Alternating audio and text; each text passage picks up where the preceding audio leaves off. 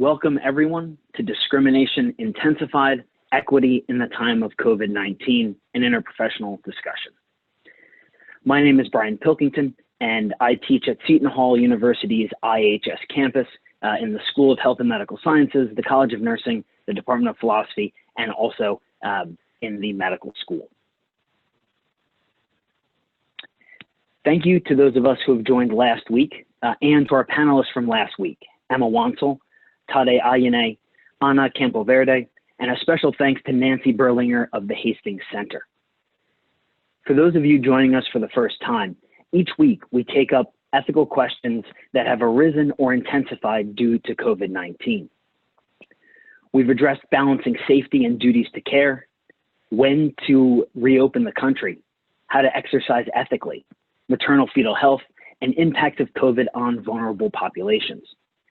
Our conversations are multidisciplinary and interprofessional, relying on the idea that challenging ethical issues are best addressed by many folks from diverse backgrounds practically reasoning together. Though discussions of collective action and unity in the face of COVID-19 are common, instances of discrimination and failures of equitable treatment continue. I hope that my conversation with our esteemed panelists today aids in your own thinking about the challenges of discrimination and how such challenges have intensified in the time of COVID. I ask those of you who are just hopping into our main session now from the waiting room, I ask that you mute your microphones and your videos, and please send us any questions that arise either through the chat feature or you can tweet them at us at our Twitter handle, SHU Bioethics, SHUBIOETHICS.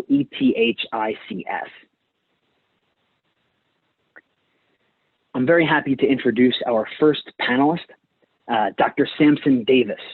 For many across the country and internationally, Dr. Davis needs no introduction, but I hope you'll indulge me in a short one. He is an ER physician, inspirational speaker, and best-selling author who has appeared on Oprah, The Today Show, The View, CBS This Morning, NPR, and many other places. He has written, among a number of other works, Living and Dying in Brick City. And most importantly for us, is an alum of Seton Hall University, which allows me to say, go Pirates. He is also one of the co-founders of the Three Doctors Foundation. Dr. Davis, welcome. Do I have you on the line, and can you hear me okay? Yes, I can, Dr. Pilkington, and thank you. Thank you for including me in this important discussion. Well, thank you so much for being here. The first big question for you is really just offering you a space to reflect on, in light of your experience and your work, on instances of discrimination and how you have seen them, intensified during the time of COVID. Yeah, I mean, I think when we look at discrimination, or what we liken to as far as like healthcare disparities, inequities, and inequalities, during this pandemic, it plays out even more so because the pandemic itself does not discriminate. It tackles all populations. But at the same time, you're seeing the most vulnerable, as you mentioned, at greatest risk. And so that's what we're seeing. We're seeing people that are in the service industries and those who are in transportations and janitorial services and food industry at the most vulnerable, simply because they're the most exposed. And those individuals cannot take off work. They cannot work from home, so they have to be a part of what's happening. Now, as far as the inner networks of healthcare disparities and issues itself, that's been ongoing for generations and generations. I mean, you can look back to the Tuskegee experiment and see where 700 men were infected with syphilis, and and they had treatment for the syphilis, but they studied those with and those without.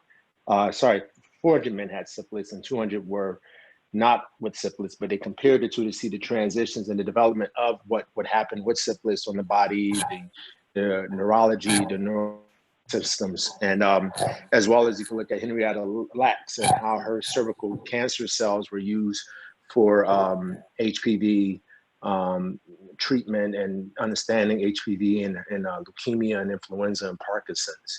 And a lot of this has to do with just informed consent and withholding treatment.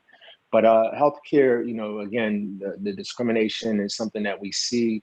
And sometimes, I like to just be the better judgment of things and say some of it is unconscious beliefs, unconscious thoughts. So we have to make sure in the healthcare space that we curb our thoughts, our sort of intuitions that may be sensitive to others, and we have to be conscious of that.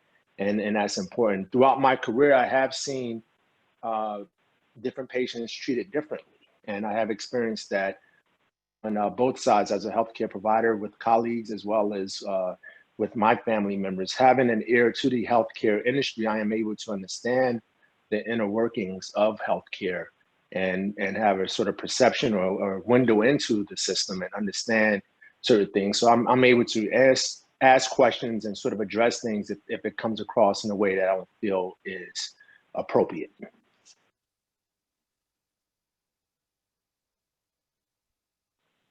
Thank you, Dr. Davis. That's helpful background. I was wondering if you could say a little bit more, especially about your own work as an ER physician and situations where you've seen or experienced discrimination, and where I'd like you to take it eventually, but I'd like to hear sort of a bit more about your experiences first, is what folks in our audience, what they can do in response to these kinds of situations. Because I know that you do a lot of work with younger folks, so I sort of want to point you in that direction since we have a fairly diverse audience. So right. To sort of sum up the question is, what are the sort of pressing problems that you've seen, given sort of more today, given the nice history you've laid out, and where might we look to go? So I think that's a good point, Brian. I think today what we deal with is more of the social determinants of health. And so what does that mean? That means we have to deal with not only the individual, but their socioeconomic background, their transportation, their jobs, their food bank industry, and all that plays a role into health and understanding of health. And I think the population that is most vulnerable at times, I see a lack of trust with the healthcare industry, just because of understanding of the healthcare industry and how best to navigate and network the healthcare industry. Now, as a physician on the side of treating patients, I do my best, my part to meet people where they are, meet my patients where they are, understand what their concerns may be, understand their financial limitations, their health insurance, understand their access to healthcare and healthcare use, so that I can help to address them. Because my bottom line is to make sure that the patient understand what they're being treated for and how best to sort of overcome their ailment and their illness. And if you don't build that trust initially, then it becomes a challenge. And I've heard patients, come to me. There's all types of biases. There's gender bias. There's racial biases. There's ethnic bias, of course. There's educational bias. So all these biases sort of plays out in both the conversation between the healthcare provider as well as the patient. And so you have to establish that sort of camaraderie and that trust. Now, have I experienced discrimination personally?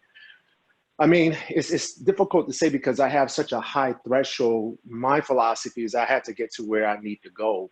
So throughout the whole educational process of medical school, there were moments where I could say I did not always felt welcome, but at the same time, was that my energy, or was that me just picking up on some of the energy that was within the areas that I navigated? So it's difficult to say in that regard, but I think when it comes to what we can do, as you mentioned, students and all included, is to ring the alarm, ring the alarm.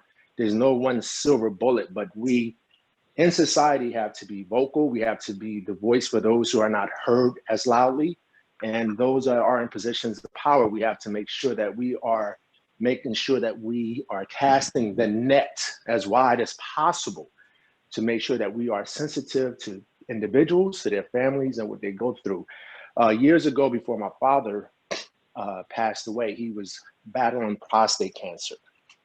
And I remember him coming to me, and he was an older gentleman, of course, and he did not trust the healthcare industry.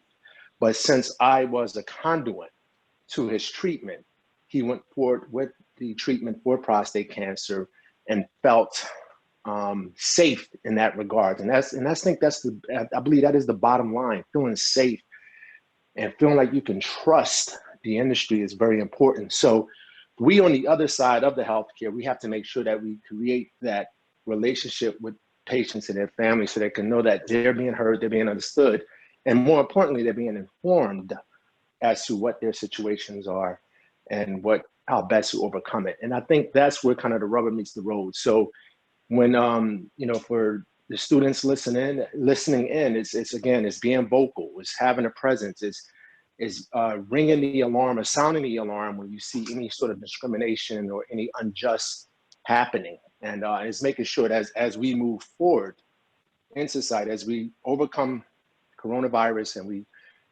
proceed forward, that we continue to walk with that sort of ethical mindset so that we can address and really just put an end to some of the things that we've seen that has kind of been a part of our cultural fabric throughout the centuries.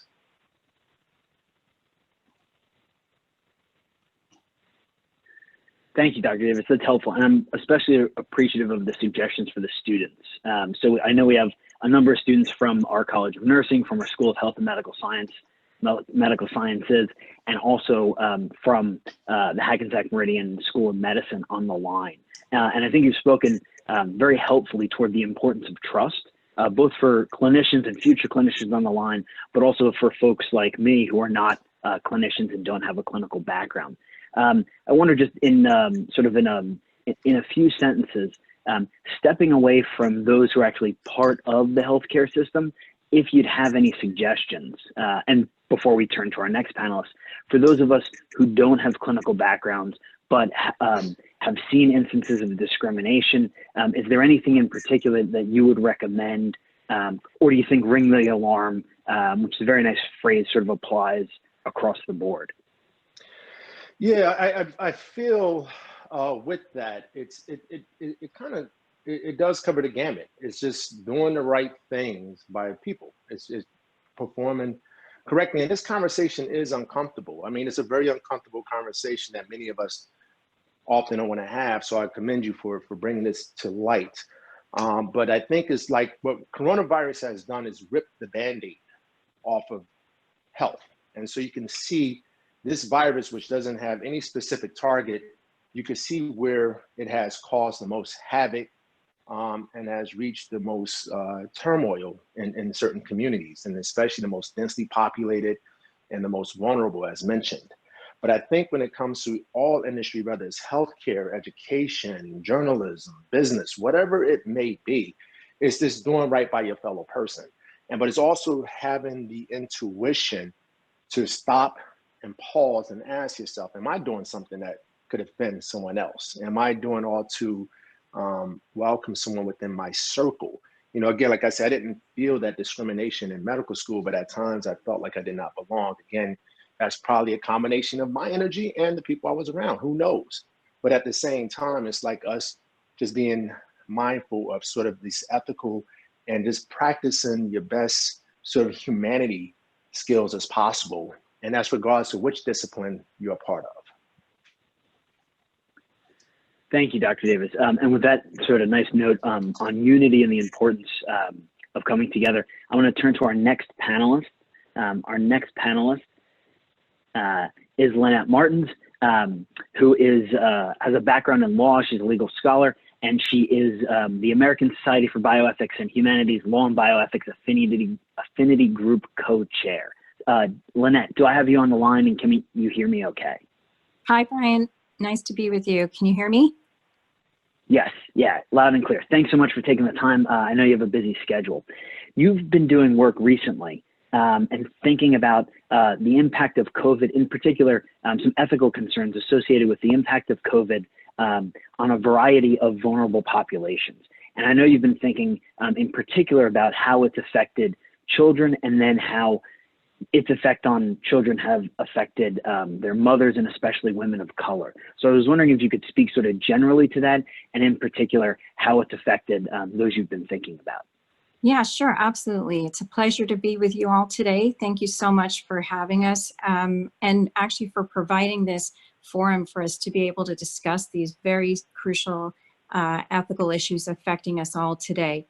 And many thanks to my co-panelists for such stimulating discussions as well. Before I get started, I'd really just like to quickly congratulate those of you who are recent graduates. I know this has been an incredible time for you to be able to begin your careers and finish your studies. And you've all enjoyed virtual commencement ceremonies, so I wish you all the best.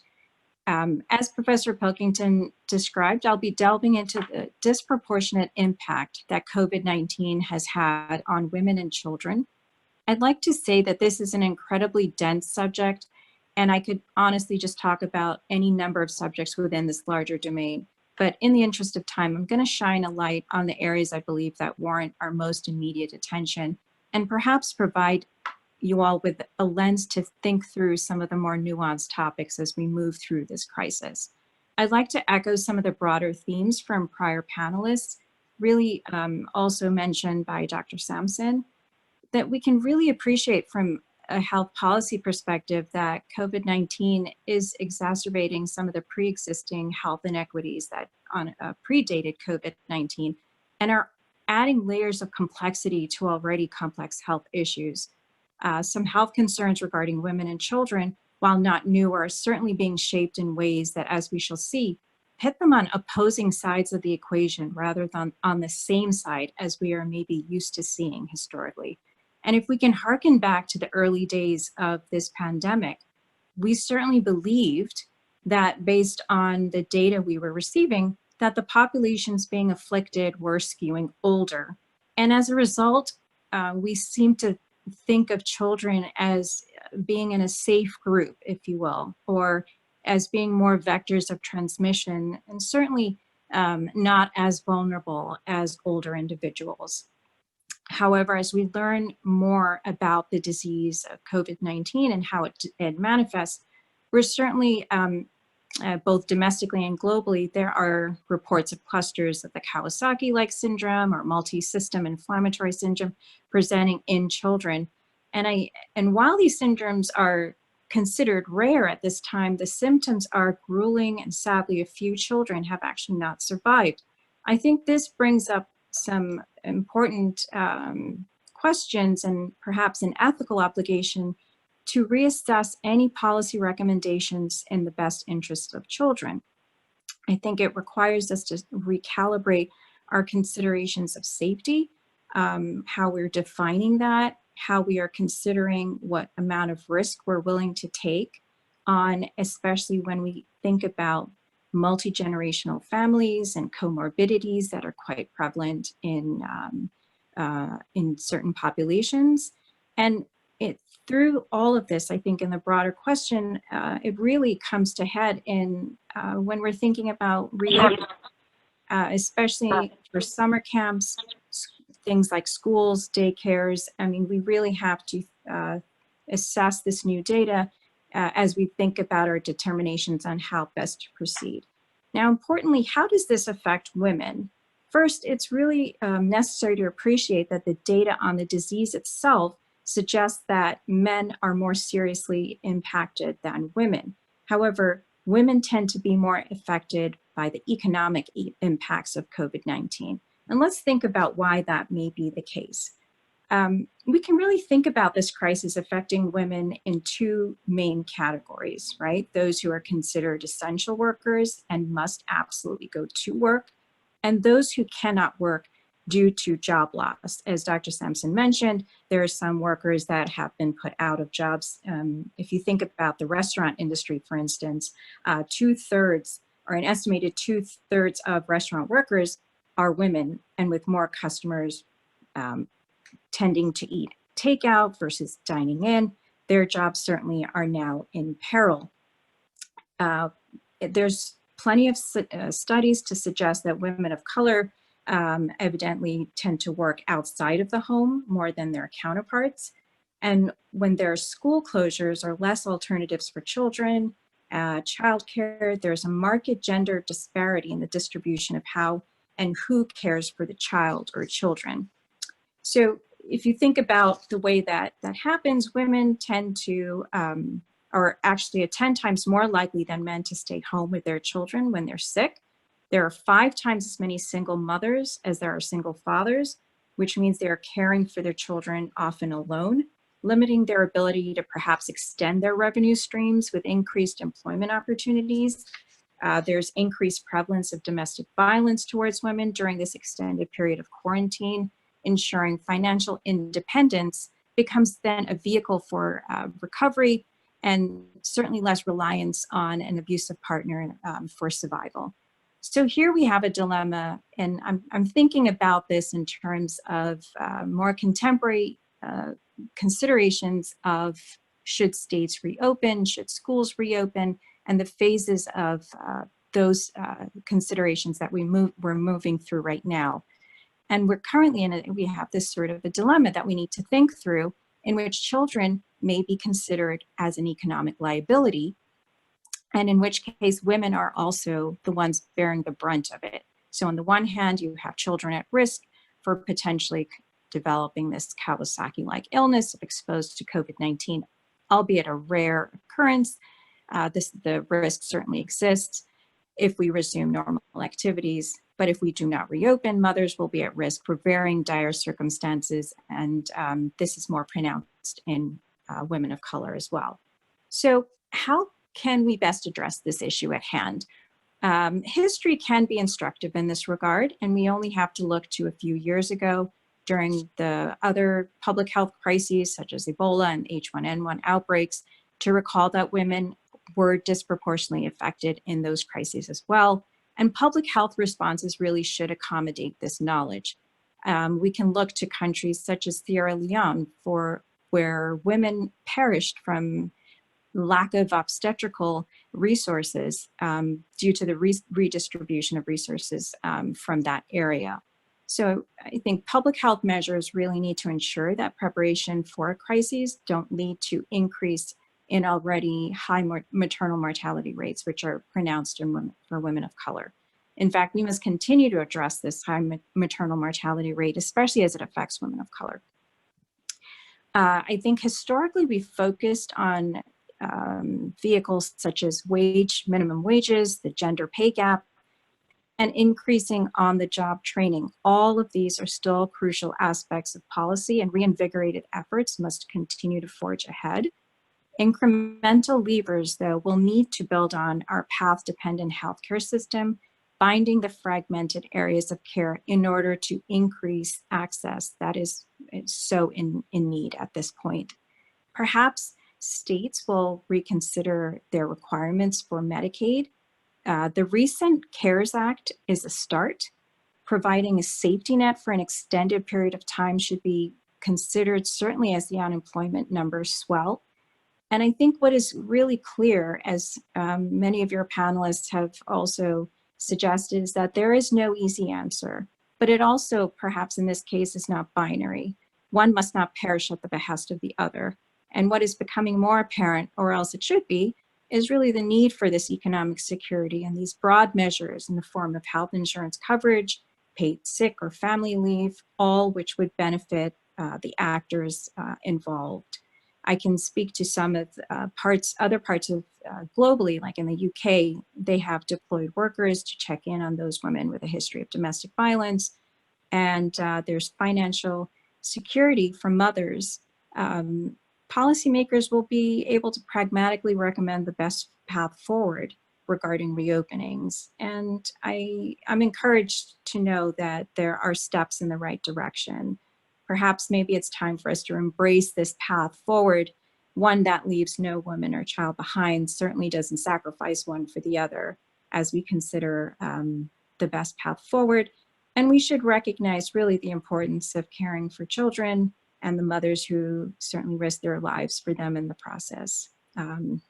Thank you all for tuning in, and happy to take questions at the end. Thank you, Lynette, for the wealth and sort of breadth of the information that you brought to us, and for pointing us toward positive policy steps and considerations.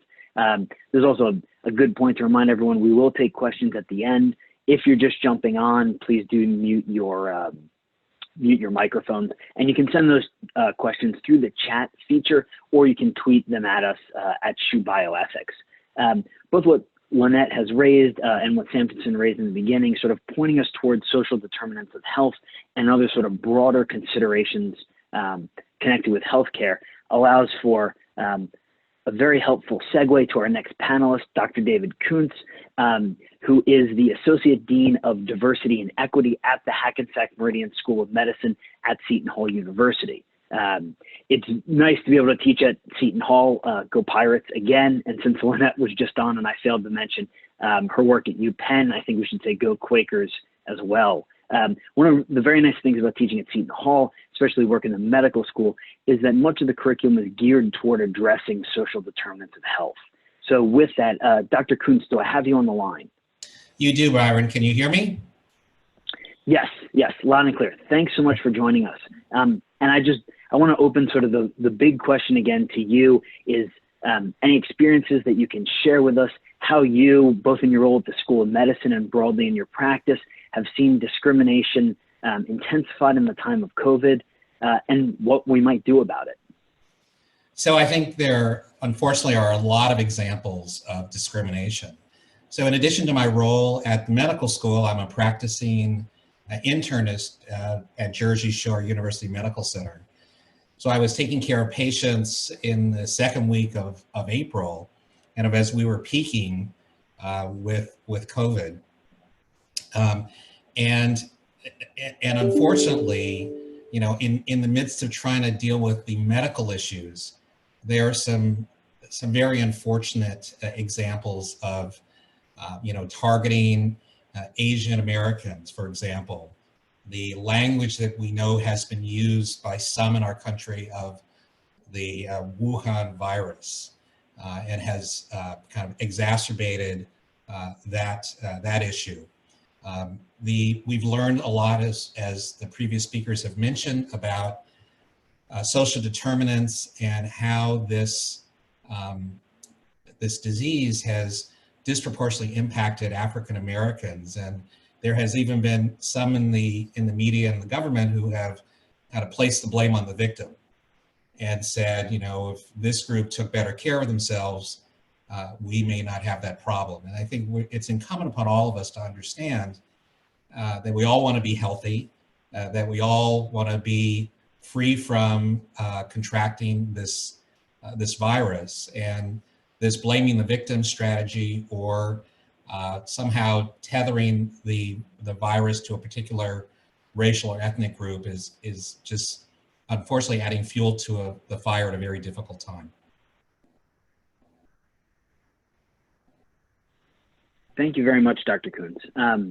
That's helpful. And I wanted to sort of ask what positive steps, as you know, we have a number of medical students on the line, as well as students from the School of Health and Medical Sciences, College of Nursing, and actually folks I've noticed from all over the country calling in. So for those who understand the importance of social determinants of health and who understand what might or might not be in a person's control and sort of the failures of some of the leaders in a variety of areas who don't realize this. For those folks, any positive recommendations? What can people do in the face of this?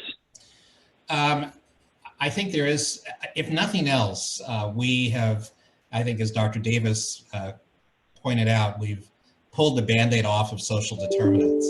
And certainly in our School of Medicine, but also I think within Seton Hall generally, we have a real focus on teaching the next generation of healthcare providers about social determinants. And I think that's really important. And it doesn't matter, as we say in the medical school, whether someone's going to become a neurosurgeon or a pediatrician.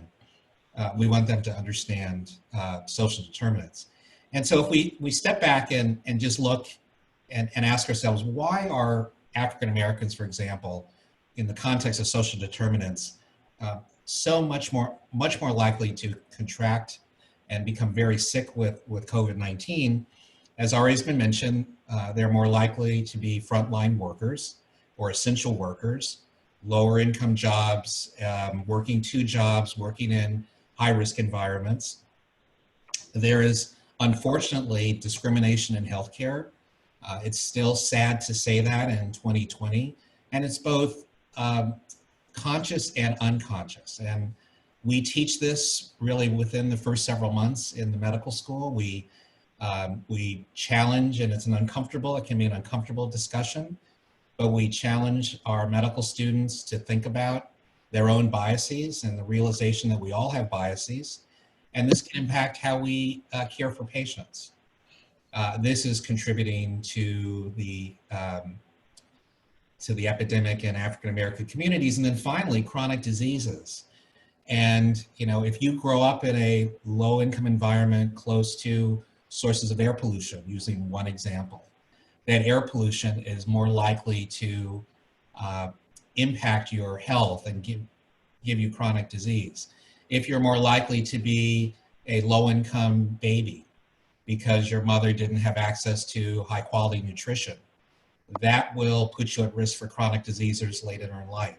So there are numerous examples of why African Americans, who have often lived this more challenged life, fighting institutional racism, living in lower income communities, have chronic diseases. So back to your question, what good could come out of this? It's this realization. It's a realization we have to study this. We have to teach it. We have to teach it at every level to every type of healthcare and non-healthcare provider. We have to get out into the community. We have to increase the diversity of healthcare providers. So these issues are not going to go away once we finally have a vaccine for COVID-19. And one can only hope that the lessons learned about social determinants will become even more prominent in our healthcare curriculum. Thank you very much, Dr. Kuntz. And I want to take one of the points you made early on, the impact that racism has had, particularly on Asian Americans, and turn to our final panelists before we jump into our question and answer session, and we'll sort of bring back all of our panelists for that part of the discussion. So to speak specifically on this, we have on the line Professor Casey Choi. Casey, do I have you on the line? Can you hear me okay? Yes, sorry, I keep forgetting to unmute. We appreciate you and everyone else. You're a wonderful example for having muted when you hopped on. So Professor Choi is Associate Professor. He's Chair of the Department of Religion at Seton Hall University. And Casey has a recent book out entitled Disciplined by Race, Theological Ethics and the Problem of Asian American Identity. Casey, there have been sort of harrowing tales in public media about racism against Asian Americans.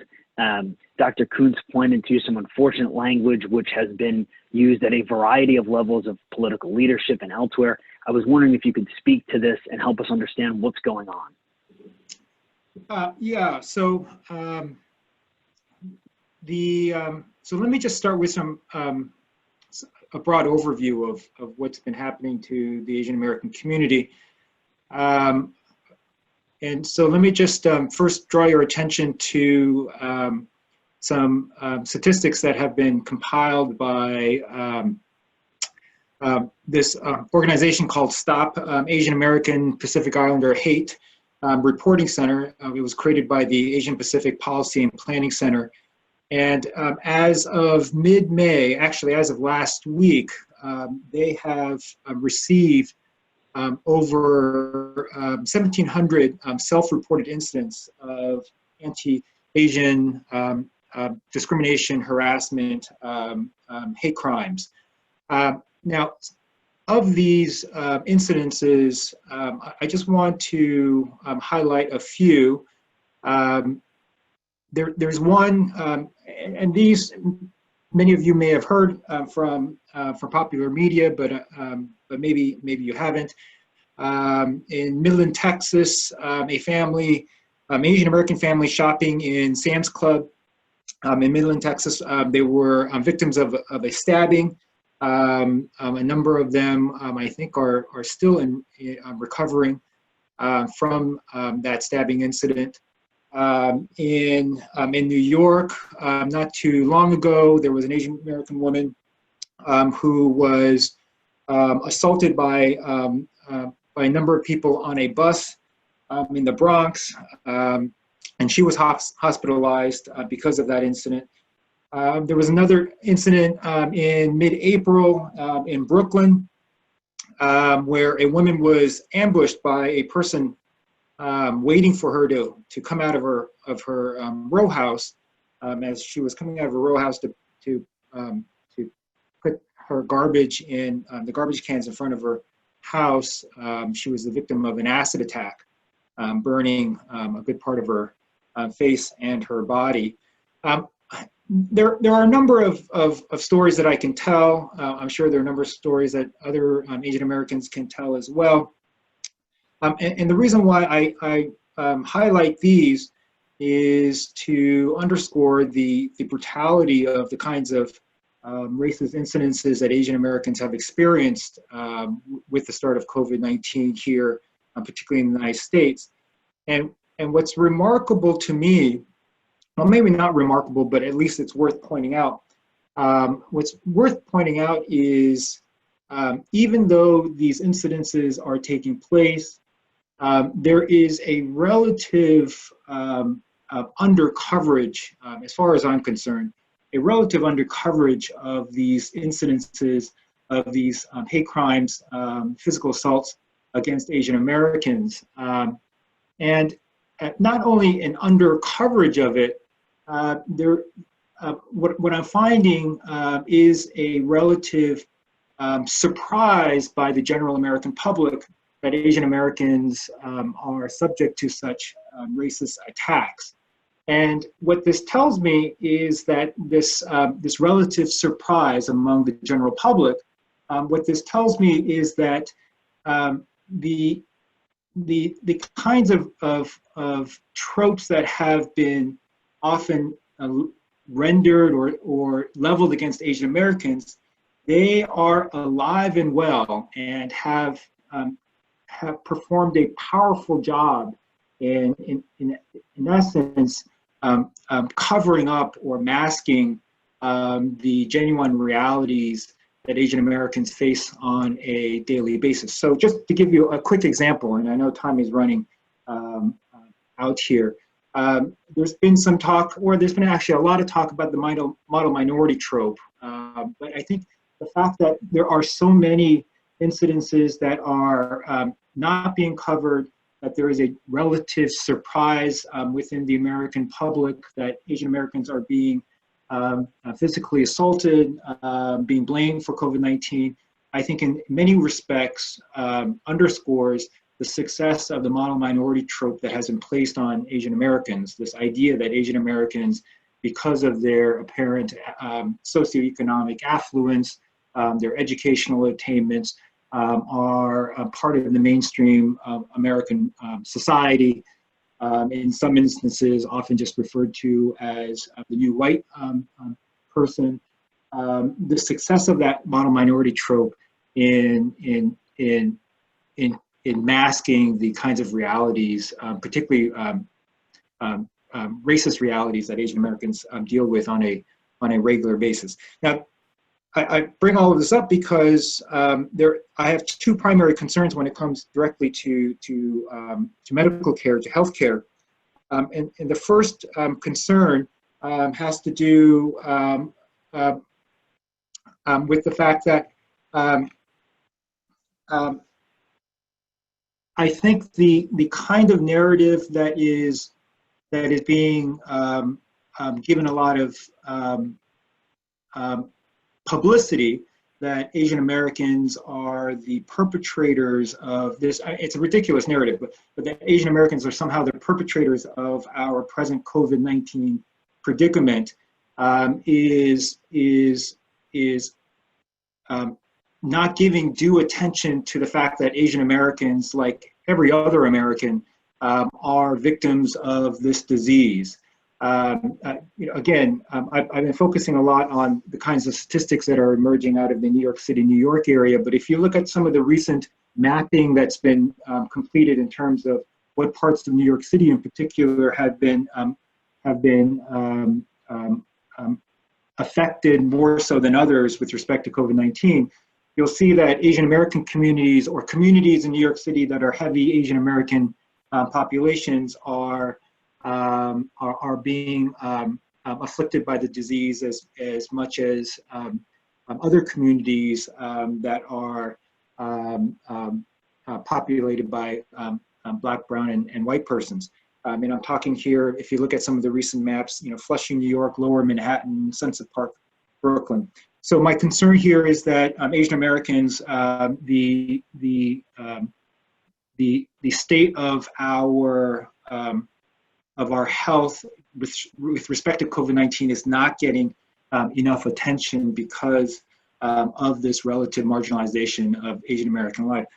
And secondly, my second concern here is with the safety of Asian American doctors and nurses. Just recently, I saw that 18% of doctors in the United States are Asian Americans, and I believe at least 10% of nurse practitioners are Asian Americans. And there's an increasing number of Asian American doctors and nurses who are reporting incidences of hate and physical assault against them just by virtue of being Asian American. And given the number of Asian Americans who are in the medical professions on the front lines, the rise in Asian American anti-Asian American discrimination raises a lot of challenges for many of our Asian American frontliners in hospitals. So those are my two primary concerns, given the larger situation with respect to Asian American discrimination in the time of COVID.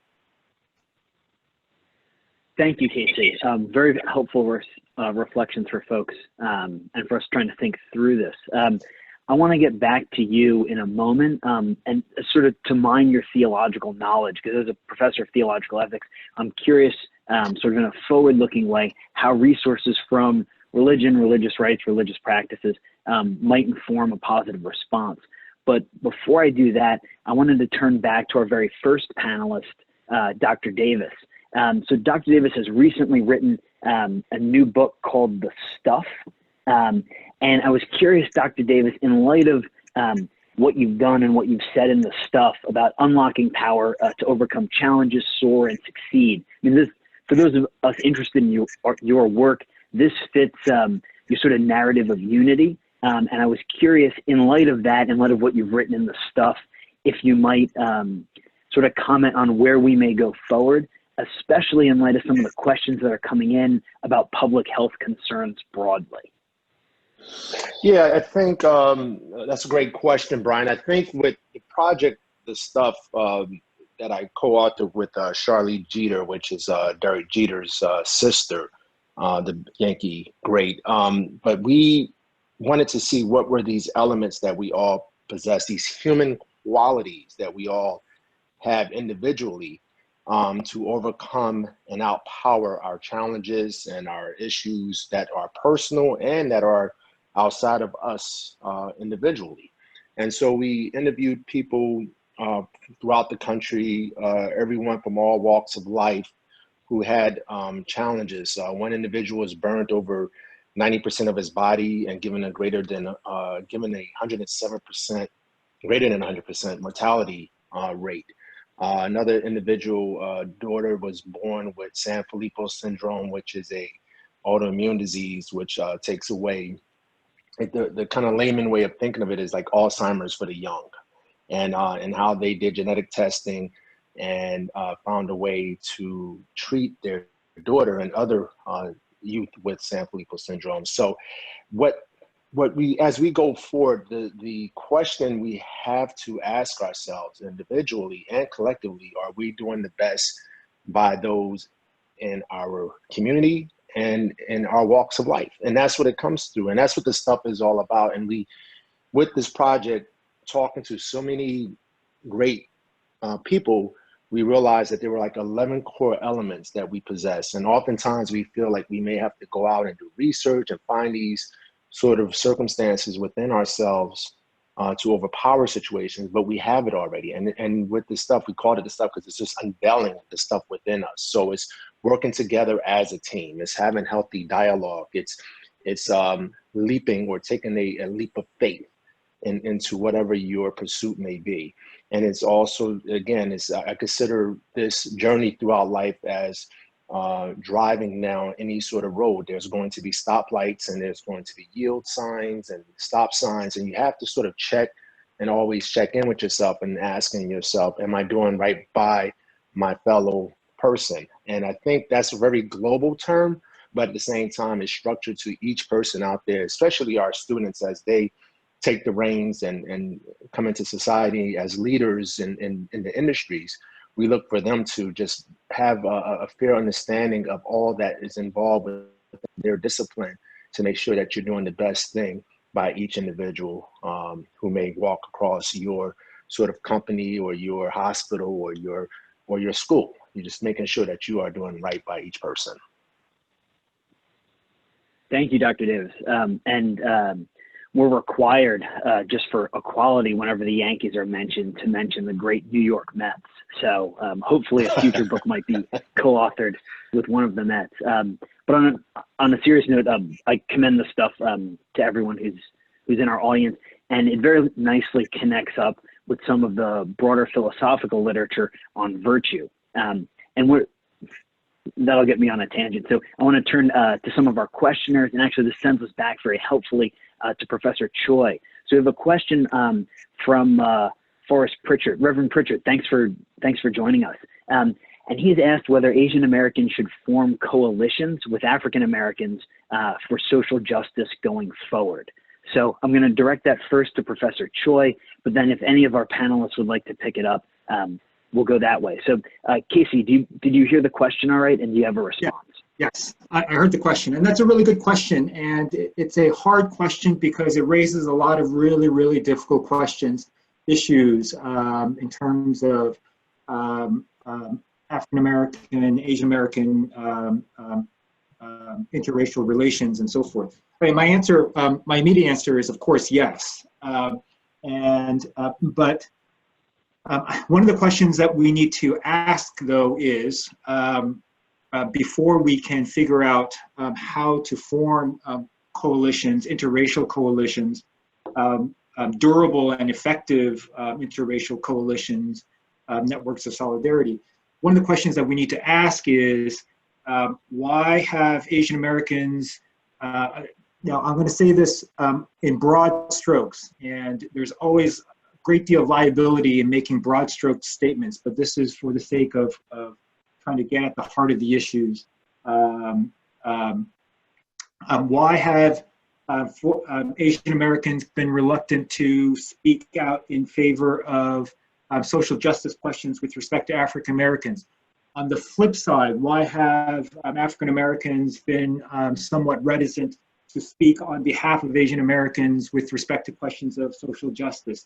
I think unless we can figure out, understand why there has been this general reluctance to engage one another in matters of justice together, we're going to have a hard time trying to form coalitions for social justice moving forward. So my answer to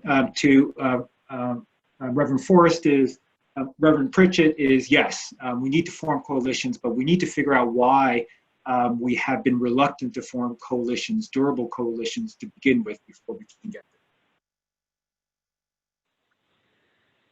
Thank you, Casey. I appreciate that. We have a slew of questions coming in. Before I jump to those, if either Dr. Davis or Dr. Kuntz wanted to respond or had another comment on in response to Casey's point, wonderful, we can take those now. Otherwise, I'll move to some of our broad public health questions. Bryan, it's David Kuntz. Can I make a comment? Yes, please. I would agree that the response is maybe. I think as we are still in the crisis, I think one of the focal areas for African Americans is, making sure that community health centers are funded to make sure that there is access to telehealth, that there is going to be willingness to take a vaccine when it becomes available, because we know historically African Americans are less likely to be vaccinated or vaccinate their children. So I would agree with the previous comment that there should definitely be some coalitions, but I think in the urgency of dealing with the health crisis, African Americans especially have some really traumatic health issues to deal with, and we need to keep our eye on the ball on those issues so that we don't have the excess morbidity mortality that we've seen to this point. Thank you, Dr. Coons. So I'm going to move us. I know there are a number of folks who want to jump in and some other questions in this area, but we've received a number of questions, sort of big, broad public health questions, and particularly what all our panelists think. So I'll offer this to everyone, but I'm going to direct it to Professor Martins first in light of her public health work. So we've had a number of questions about sort of anticipating the reopening. The New York Times reported this morning that there's been at least some reopening in every state in the U.S. So in light of this reopening, how should folks think about vulnerable populations, in particular members of the disabled community? So any reflections you might have, Lynette, and then we'll move to the other panelists. So I'm thinking about vulnerable populations, folks who are disabled, and just anyone in light of the reopening of the country. Yeah, that's a great question, Brian. So before I address that, I just wanted to chime in on the prior question about the opportunity for coalitions. You may get some broad-based support in the nursing area. The nursing profession is comprised almost 90% of women, of which are varying ethnicities and races. I wonder if there would be some sort of broad appreciation for forming a coalition to start to advocate for social justice issues. To your point on the second question of public health concern, I think what the majority of reopenings are focusing on are we securing sort of these broad economic security measures for people who are historically marginalized? And as we reopen, are we exposing them unnecessarily to risk?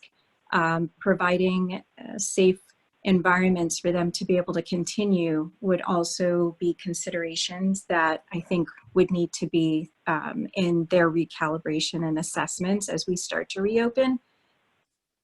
And yeah, that's, sorry, carry on. Excellent. Thank you so much, Lynette. I appreciate that.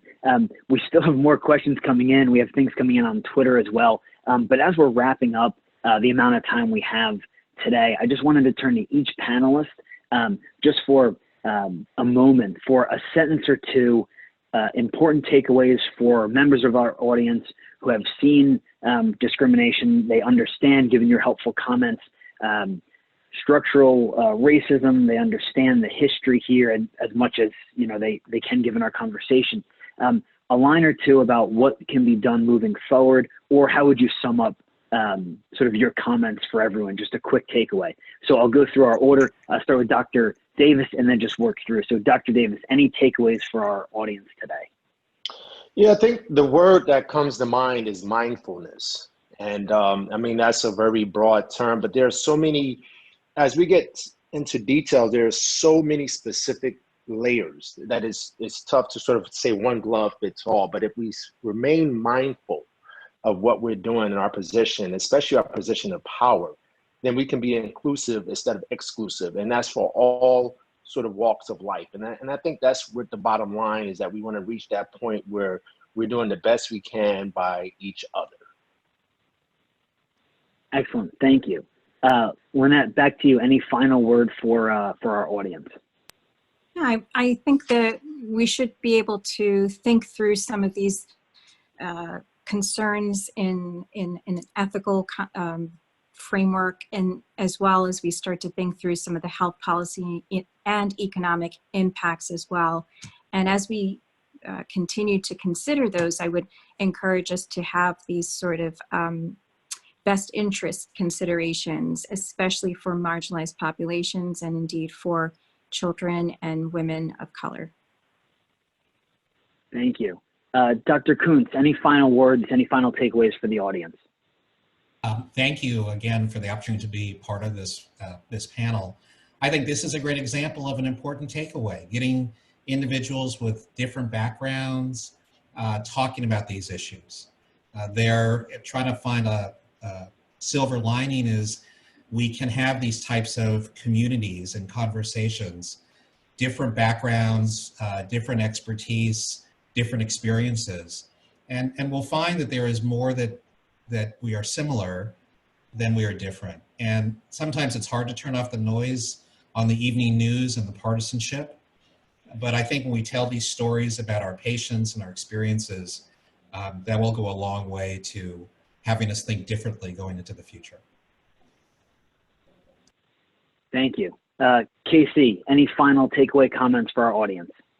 Yeah, I just have a couple of general ones. You know, as the only sort of non-medical practitioner here, I want to say just a general thank you to all of my fellow panelists and to everyone out there who are working in the medical field and treating patients for all your daily bravery and service to us all. And hopefully this discussion will help us to think about what's important rather than trying to think about ways of scapegoating communities and distracting us from what really matters. Thank you to everyone. Thank you to you, Bryan. Casey, thanks for joining us. So for the audience, I just want to, again, thank our panelists. Everyone politely muted, so our panelists, you of course hear deafening applause were we not all muted. I also want to point the Seton Hall community and actually everyone who's interested and concerned about mental health. Up on the screen, we have a mental health clinical practice event coming up. Also, echoing what Lynette helpfully pointed us to, congratulations to all of the Pirates, all the Quakers. Congratulations to everyone who's graduated from high school, from college, and from their graduate programs, especially the folks at Seton Hall University. It's been a tough time for many folks, and congratulations on this achievement. Also, we have a number of resources which we add to our discussion board that's located through Microsoft Teams. You see some information here where you can access that. Kelly Freeman, who directs IHS Student Life, has just placed that in the chat for everyone. I'd also commend all of Dr. Davis's books and work to you. I'd commend Professor Choi's recent book as well. And thanks to all of those, including Aaron Taylor and Ron Silvis, Kelly Freeman, for their help in making this series possible. Please do follow us at Seton Hall Bioethics on Instagram, at SHU Bioethics on Twitter, and a special congratulations, as I'm adding congratulations to our graduates. I understand that the Three Doctors Foundation, which Dr. Davis had founded, is now, has just hit its 20th year. So this is the 20th anniversary of that foundation, which he runs with Dr. Jenkins and Dr. Hunt. So Dr. Davis, congratulations to you, to the other doctors, to Wendy, and everyone doing this excellent work. Thank you, Bryan. Appreciate it. Thank you. So as the husband of someone who's spent a lot of time doing work in the nonprofit sector, I really am grateful for the work that your foundation does, Dr. Davis, and I know how much goes into it. So thanks everyone for joining us. Thanks to Lisa from the library for posting Dr. Davis's ebook in the chat. Please everyone stay safe, stay well, and join us next week when we'll discuss research ethics with the president of the American Society for Bioethics and Humanities, Anna Iltis, and a number of other panelists. So thank you all and have a good day.